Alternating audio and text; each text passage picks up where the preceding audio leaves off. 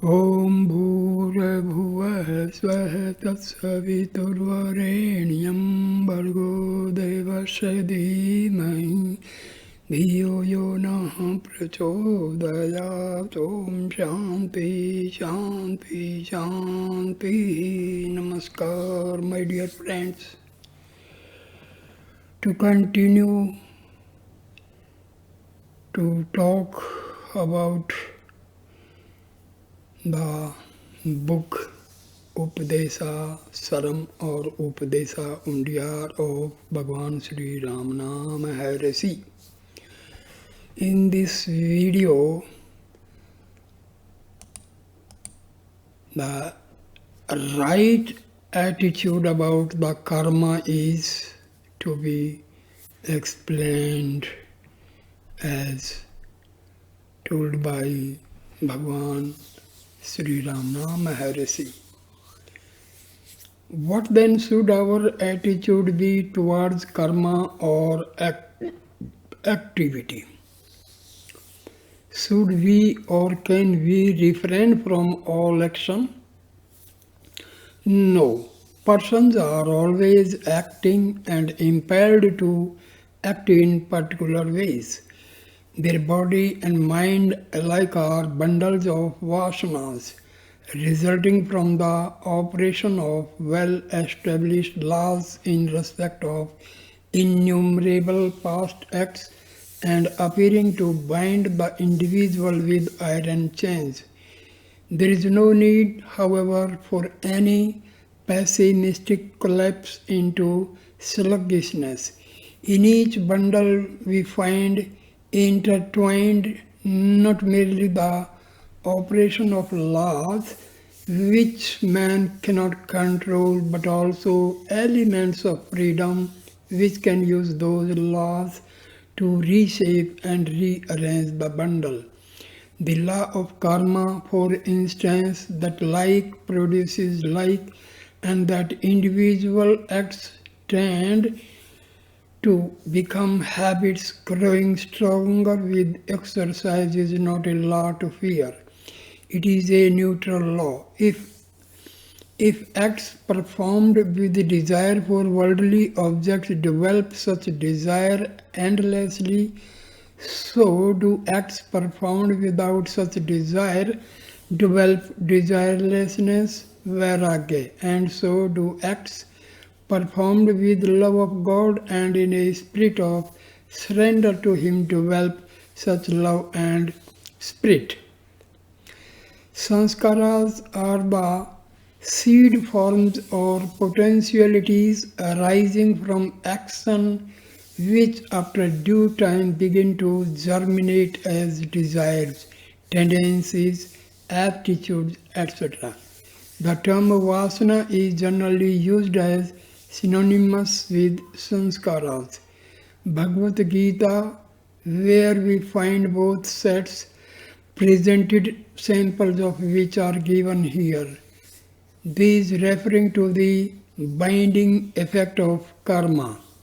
Bhagavad Gita chapter 3 verse 5. Nehi kaschit takshanamapi jatu tishtat karam kritah karyate harvashah karma sarvah prakirtirjar gune.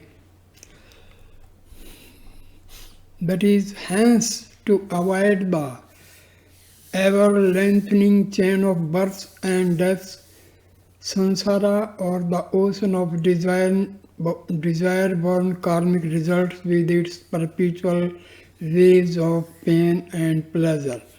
None is inactive even for a moment. All are moved to act involuntarily or by their innate, ingrained and natural qualities or tendencies.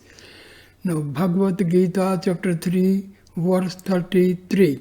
Sadrishyam chestate savasyaha prakirtirjanarvanapi prakirtim yanti bhutani nigraha kim krishyati. That is, even the learned act in accordance with, that is, under pressure of their natural and inborn tendencies. All creatures follow their nature. What can mere interdiction do? Bhagavad Gita,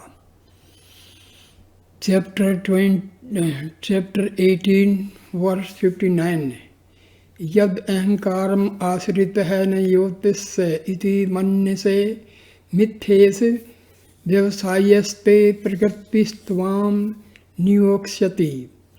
That is, if yielding to your ego of the present moment, you think that you will not engage in battle, you are mistaken. Your nature, that is the accumulated vasanas of the past, will force you into battle. These referring to the elements of freedom. Bhagavad Gita, chapter 6, verse 5. Udharetasmanastmanam. Let one raise oneself. Bhagavad Gita, chapter 3, verse 34. Tayorna vasham gachet. Yield not to the sway of the two, attraction and repulsion. Bhagavad Gita, chapter 7, verse 14. Devi hesa gunmayi mam maya duratya. Maya, Prakriti, issuing from me and composed of gunas, is hard to transcend, but they transcend her who surrender themselves to me. Bhagavad Gita, chapter 18, verse 63. Vimarsyetev deshene yathechasi yatha kruhu. Think on all this and act as you choose. Bhagavad Gita, chapter 18, verse 66.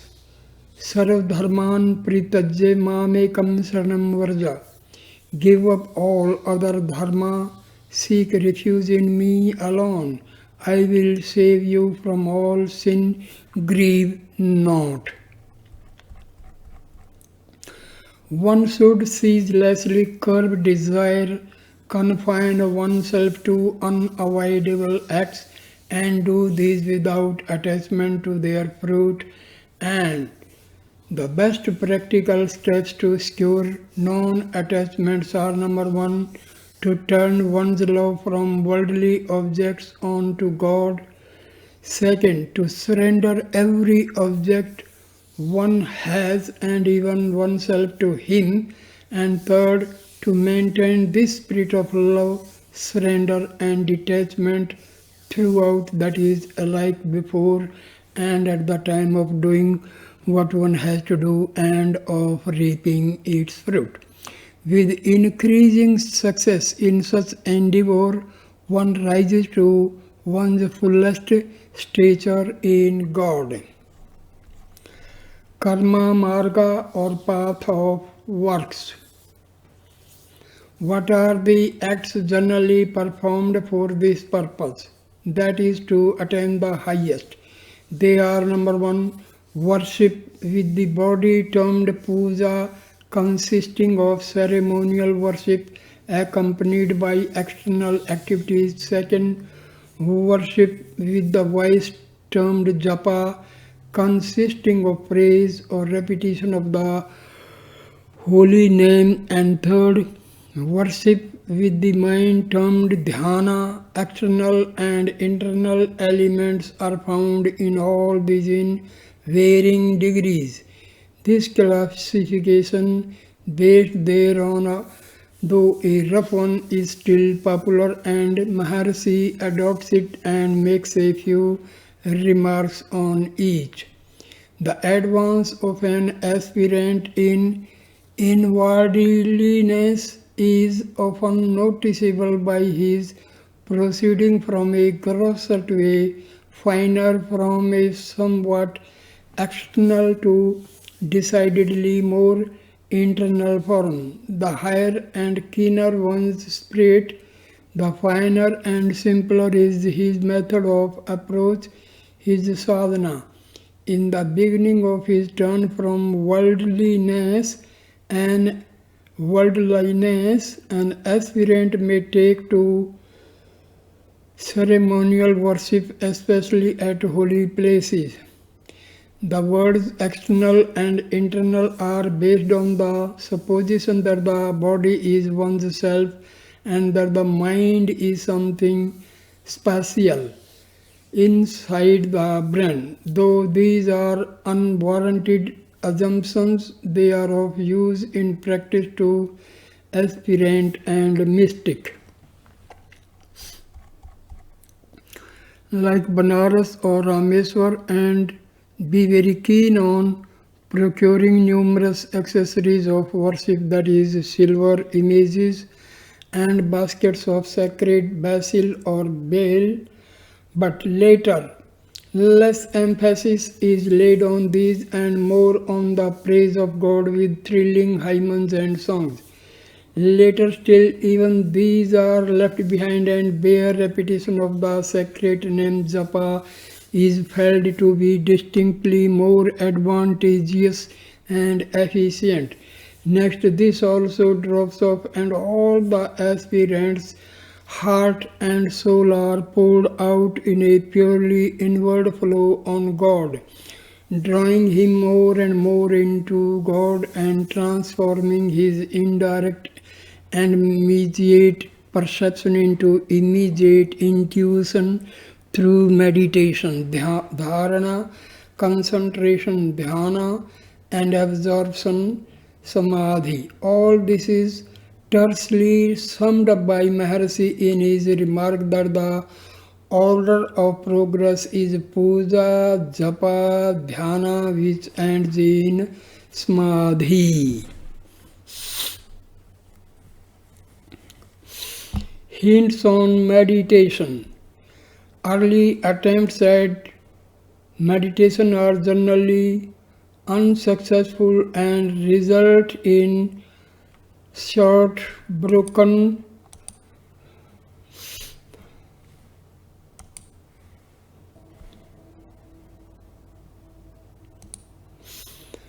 Early attempts at meditation are generally unsuccessful and result in short, broken, uneven, and taxing spells of concentration. But with bold and unflinching perseverance, one can reach the stage where meditation will be a prolonged, continuous, even unstrained and joyous flow. In fact, it would become as natural and unperceived and respiration. Early attempts at meditation again are generally on some form of God, felt at first to be other than the meditator and far away. But with increasing intensity of devotion, the distance diminishes, and when God is literally seen everywhere and everything is seen to be but God, he is felt to be near, very near, inside oneself, and finally identical with one's self. When the idea of otherness vanishes, God personal has become impersonal. One's ego or personal self also has become impersonal, and both merge in the one, the nameless, boundless being. This truth inculcated in the schools of Advaitism or Monism is amply borne out by and realized in the actual experience of mystics. 4 stages of advance typifying this diminution are clearly expressed in Sanskrit. Thus, first sloka, where the devotee is co-sphered with his object of worship. Second, Samitya, where the devotee is on the threshold of divinity. Thirdly, Savrupya, where the devotee takes on more and more the form and attributes of that object. And lastly, Sayujya, where he unites with or merges in God. The four paths. As for ways and means to reach union with God or the real, there are said to be four paths styled karma, bhakti, yoga, and jnana, which may be roughly described as number one, the path of works or activity, number two, devotion, number three, of mind control and union, and fourth of inquiry, wisdom or illumination. In practicing any one of these methods, elements of the other paths are often freely mingled up. The paths coalesce, they all adopt, says Maharshi. The common formula: seek the source and rest absorbed there. The term mysticism is used in a number of senses. In this book, it is used to denote the system wherein the aspirant seeks to get and gets direct, immediate, and blissful contact with God or the real through intuition. As an example, Lord Tennyson's mystic experience may be cited. He thus described it in a letter to Mr. B.P. Blood. A kind of waking trance I have frequently had generally come upon me through repeating my own name 2 or 3 times to myself, silently, till all at once, as it were, out of the intensity of consciousness of individuality, the individuality itself seemed to dissolve and fade away into boundless being.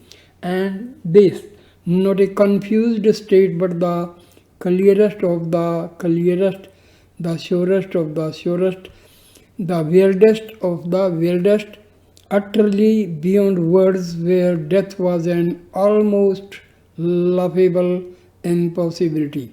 The loss of personality, if so it were, seeming no extinction, but the only true life. I am ashamed of my feeble description.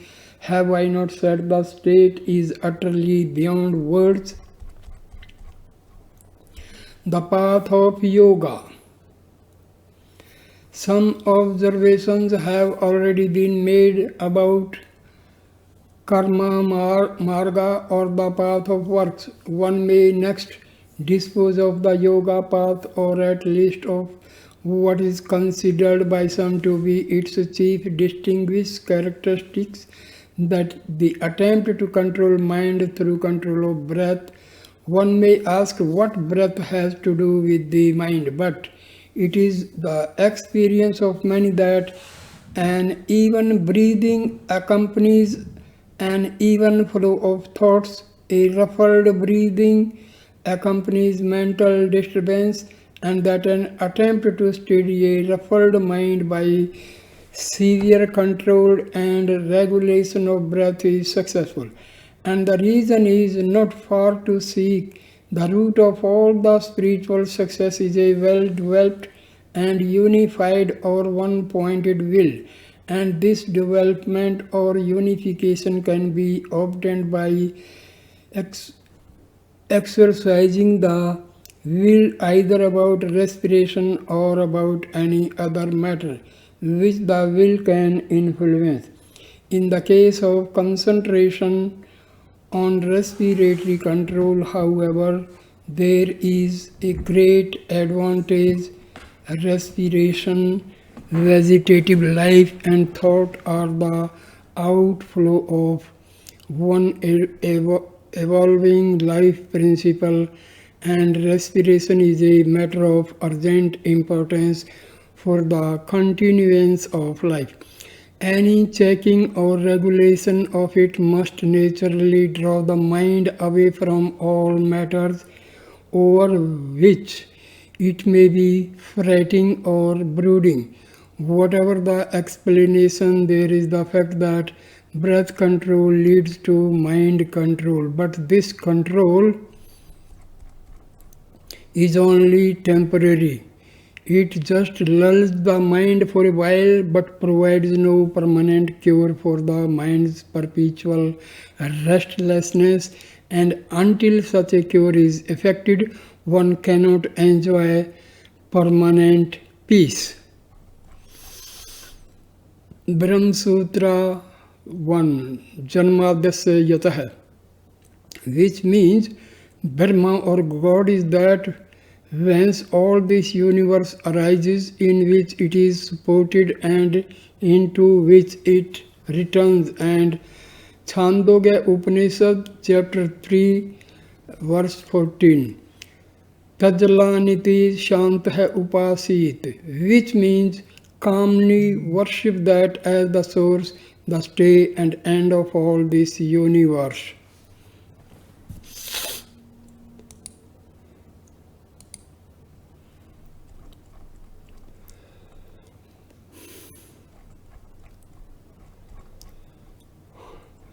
Misconceptions and needless fears. What then is the step or expedient to be adopted? Before discussing it, one may note in passing the term employed to describe this permanent cure for restlessness. It is often described as manonasa, that is destruction of the mind and of the ego or personality, and this has created needless confusion and terror. The reader may be assured that the aspirant is not called upon to become crazy or lunatic or to commit mental or spiritual suicide, but rather to hope till hope creates from its own wreck the thing it contemplates. The extract from Lord Tennyson on a previous page will show that personality and consciousness are not lost in the process of the highest realization, but broadened, deepened, and transformed on such a gigantic scale as to produce at first a weird impression into the clear and broader life of illumination, the only true life where death is impossible. It is the restlessness and other defects and limitations of the mind that are destroyed, and not the mind itself or the person himself. Other terms employed in describing this process of realization, which might shock some, are clear references to the disappearance of God personal and of devotion to Him, and to the apparently audacious claim of the individual worshipper to be nay more, to be the impersonal Brahma, which absorbs and swallows up both the worshipper and the God he worships. There is, however, no need to be shocked. Maharshi and all mystics fully recognize that so long as the sense of duality, that is, of one's being a separate individual, is retained, one must revere and worship God, and that this worship itself is the means for attaining the greatest benefit. It is the experience of many mystics that the God personal that they worship takes them onto the impersonal Brahma, that is, to the apparent loss of the individuality of themselves and of personal God. What is true life is without personality as we know it, need not frighten or worry us, where we are still in the dualistic stages. Sufficient into the day is the work thereof. Having trusted to God and to the Guru, we are in safe hands, and if the guidance received takes us to the impersonal, we feel also fearlessness and bliss as part of that crowning achievement. That assurance is given by scripture and is confirmed by the actual experience of Maharshi and other great men of light. Spiritual guidance prepares the way to impersonal realization by gradation of steps, which makes the change almost imperceptible. That is, one is asked to worship God not as existing in a single form or body or under a single name, but in all the objects of the universe. And when reverence is transferred to the entire universe and all objects in it, one's religion becomes impersonal. Another example of the gradation of steps is furnished by the life of Swami Vivekananda, who was strongly under the influence of dualism and the need for personal God, a handbreadth off, that is distinct from himself. Still, the miraculous touch of his Guru made him realize that differences of individuality are not as certain as they first appear, and that the truth is that differences exist only to be swallowed up in a strange and mysterious manner in the one real.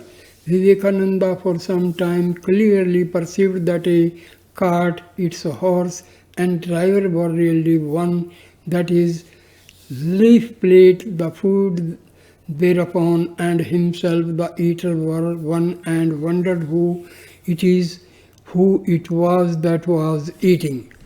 Loss of individuality, far from being a shock to devotees, is by no means an uncommon experience among them. Many lose themselves daily in their meditation on God. A gopi's intense love carried her as Sri Krishna Chaitanya's carried his devotion to the point of identification of the self with Sri Krishna God. This is neither shocking nor irreligious, but the height of devotion, and hence the loss of oneself in the impersonal is justly described by Maharshi as the perfection of devotion. So I end the video here and continue in the next video. Thank you for watching this video with patience. Please like, comment and share the video and subscribe the channel. Thank you, my dear friends. Namaskar. Namaskar.